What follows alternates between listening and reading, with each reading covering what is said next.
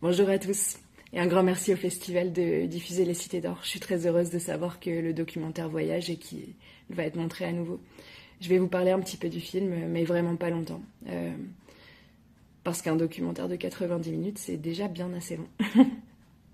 Mais ce documentaire, Les Cités d'Or, ce que vous allez voir, c'est beaucoup de choses en même temps. C'est beaucoup d'archéologie, pas mal d'histoire, des chercheurs passionnés, des paysages à couper le souffle et des chefs-d'œuvre d'orfèvrerie précolombienne.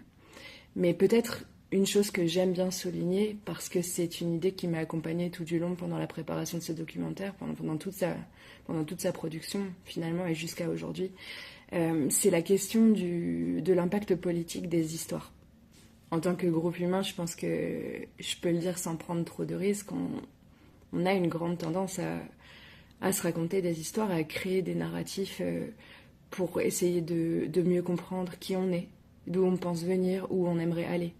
Et toutes ces histoires, elles sont parfois aussi une façon de tenter de justifier ce qu'on fait, de donner du sens à ce qu'on fait, mais aussi de le justifier et de le cautionner.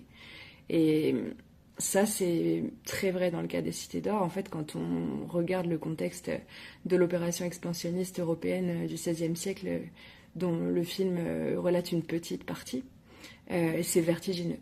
Puisque, comme vous allez le voir, les mythes, les légendes, les correspondances, finalement, sont devenus un outil de premier plan de l'opération coloniale.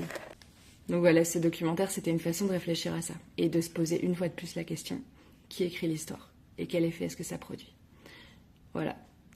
Merci à vous et bon film.